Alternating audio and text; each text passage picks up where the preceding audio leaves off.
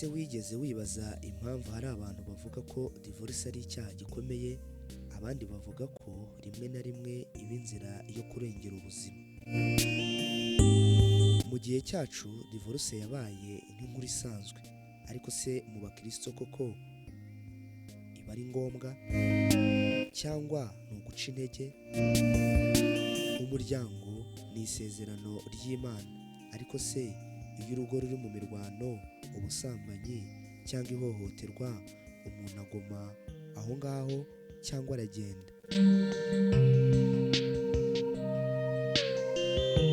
Bibiliya ivuga ko Imana yahuje abantu. Imana yarabahuje ntihakagire ikibatandukanya. Ariko se iyo ubuzima bwawe buri mu kaga, icyo gitekerezo kiguma gukoreshwa gute?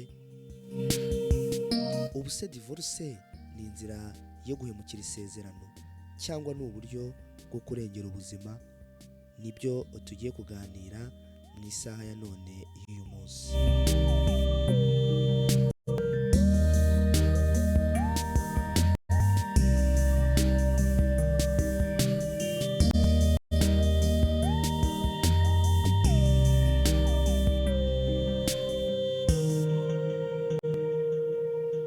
Mwiriwe inshuti zacu z'isaha ya none.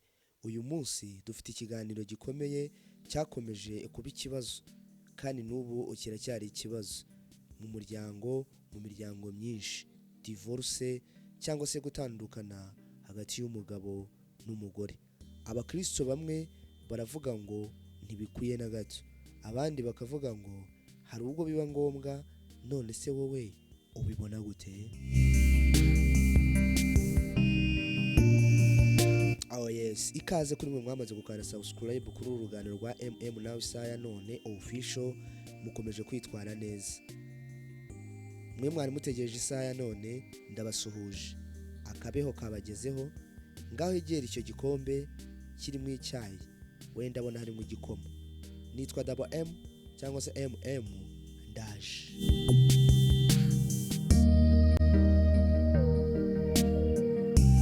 Abavuga ngo divorce ntikwiye mu bakristo bavuga ko Imana yahuza abantu mu isezerano, kandi nanone bagasubira bagatandukana, kandi icyo Imana yahuje ntikikagire aho kijya.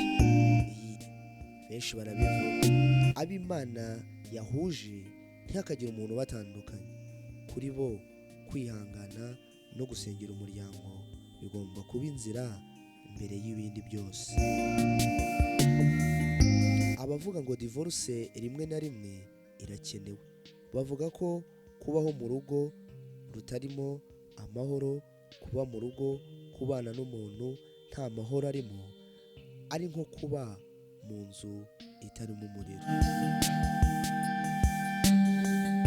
Abandi bakakubwira bati kubaho nta mahoro ufitanye n'uwo mwashakanye bimeze nko kuba ahantu hari umuriro uhora waka. Ntibashaka kubaho mu buzima bw'ihungabana, ihohoterwa cyangwa ubusambanyi butarangira. Abavuga ngo divorce ni inzira yo kurengera ubuzima, bamwe bagaragaza ko hari igihe gutandukana bitaba icyaha, ahubwo biba uburyo bwo kurinda ubuzima. Kubaho mu rugo ururimo ihohoterwa rikomeye bishobora guteza urupfu cyangwa gusenya umutima w'umwe mu bagize urugo.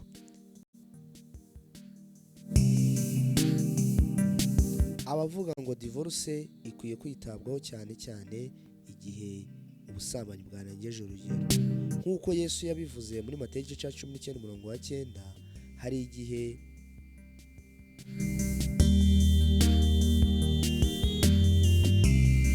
kuba umwe yafatiwe mu busambanyi cyangwa se yafatiwe mu cyaha cy'ubusambanyi ari impamvu nziza yo kuba watandukana n'uwo muntu. Yes, iki ni ikiganiro nateguye nagejejweho n'umukunzi wacu. Ni abakunzi bagenda batureka aho ubuzima bwerekeza n'ibiri muri sosiyete. Ese koko ni ngombwa gutandukana? Ese koko ku bakristo ni igisubizo cyiza cyo gutandukana n'umuntu mutahuje ku ngeso zimwe na zimwe?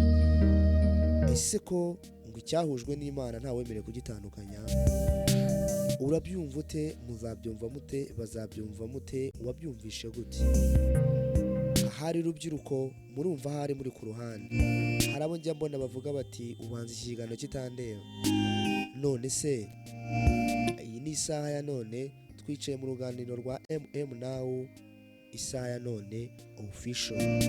Icyo usabwa ni ugutega amatwi, inama zose sevinge ejo n'ejo bundi.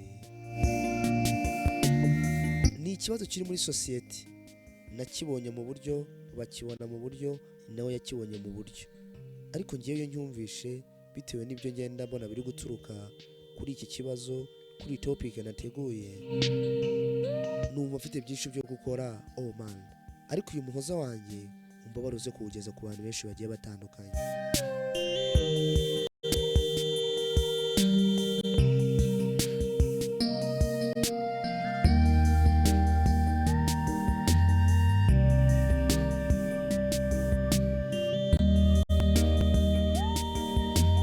Ngufitiye ingero zigiye zitandukanye, ariko hari benshi babikora. Oh mana yanjye, ngufitiye urugero rwa mbere. Umugore uhohoterwa buri munsi, abantu benshi bavuga ko gukomeza kubaho muri ubwo buzima ari uguhimba, cyangwa se hari n'abakubwira yuko ariko zubakwa.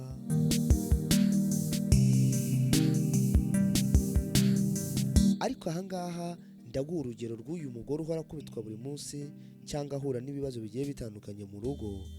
Ibi twabyita nko guhamba ubuzima bwe akiri muzima. Urugero rwa kabiri, umugabo ukorerwa ihohoterwa mu rugo rigiye ritandukanye. Hari abavuga ko kubabarira bigomba kubaho, ariko igihe bikomeje bisa nk'ubuzima butakigira isezerano. Hari abantu babaho ubuzima budafite isezerano, batagira icyo basezeranye. Urugero rwa gatatu, umuryango wuzuyemo intambara ihoraho. Hari abavuga ko abana bakurira muri ubwo buzima bagira ibikomere bikomeye, bityo divorce ikaba rimwe na rimwe inzira yo kubarinda ibyo bibazo. Uru rugero harimo ababikurikiza kugira ngo abana babo babarengere, byanze kubana mu rugo, byanze kumvikana, ngo kugira ngo abana bakure muri situation imeze gutyo, reka dutandukane. Bibiliya bivugaho iki? Ese koko divorce irakenewe cyane cyane mu muryango wa Gikristo? Urugero rwa kane, abakristo bizera bakizerera mu kwihangana. Yego, na Yesu yabiciyemo, hari ingero nyinshi tugiye dufite z'ababiciyemo.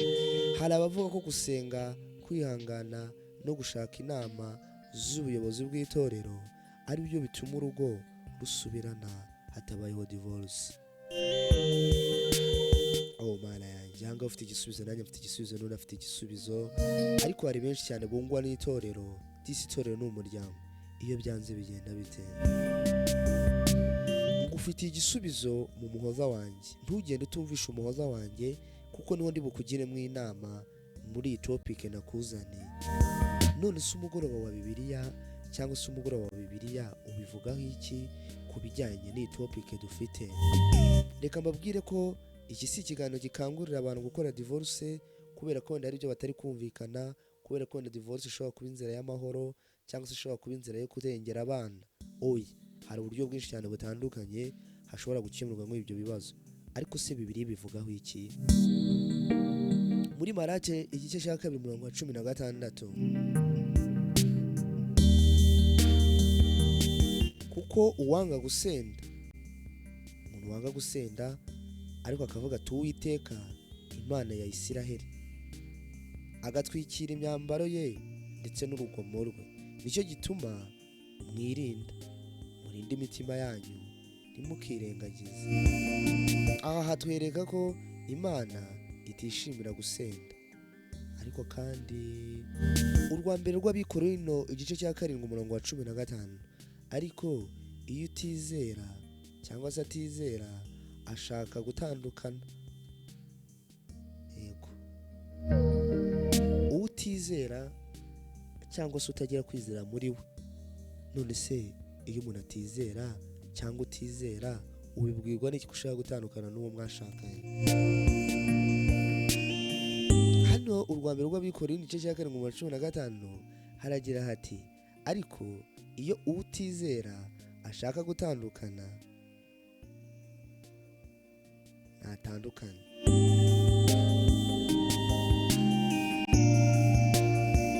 Cyangwa se agatandukana mu buryo ubwo ari bwo bwose. Umuvandimwe cyangwa mushiki wacu ntaba akiboshywe. Ntabwo mushiki wacu aba akiboshywe mu gihe wenda utizera yifuje wenda ko yatandukana nawe. Nibyo Imana yaduhamagariye kubaho mu mahoro. Aha harerekana ko amahoro y'umuntu ari ingenzi cyane imbere y'Imana. Umuhoza wanjye disi. Nshuti zacu, divorce si umugambi w'Imana ku muryango, ariko rimwe na rimwe ku buryo busanzwe ishobora kuba inzira yo kurengera ubuzima cyangwa amahoro y'umutima. Ariko ntitukwihutire gufata icyemezo gikomeye. Mbere yo gutandukana, shaka inama, usenge, uganirize abantu wizeye kandi bizewe kandi bafite ubushishozi.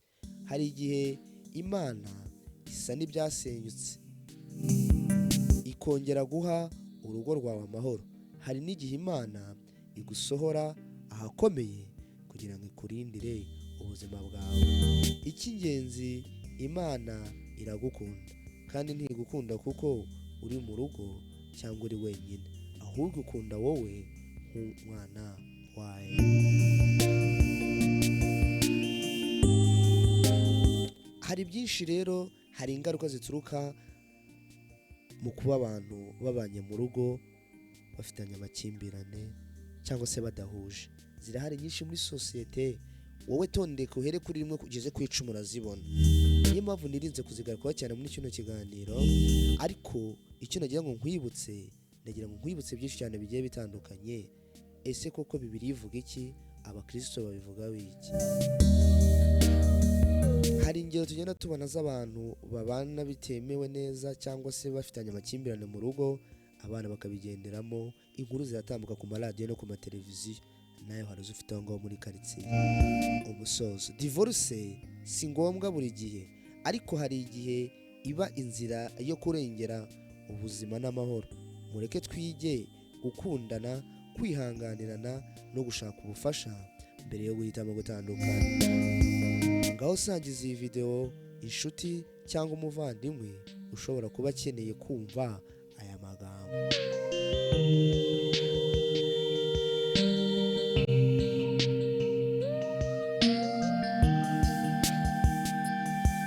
Mwakoze cyane mwe mwari munkurikiranye mu kiganiro Isaha ya None, aho twaganiraga ku magambo afite ahantu ahuriye na realite tubamo mu buzima bwa buri munsi. Rubyiruko uzisangamo cyangwa se ufite uwisanzemo uhora kugisha inama buri munsi, mbese ubona ko akeneye inama zawe kubera ko afite urugo. Nguyu umuhamagaro, ng'isaha ya none, ng'iki kiganiro, ahasigaye nakubwira iki? Nitwa M, dusubire dukumburanye. Wowe ugeze kuri uruganiro rwacu bwa mbere, ntiwibagirwe gusiga ukanda subscribe, share na comment. Mwebwe like ni igikumwe kitwereka ko duhari kandi ko n'ejo mpari isa nk'iyi ngiyi. Mwakoze cyane, Imana ibandebere icyoroshye. Bye bye.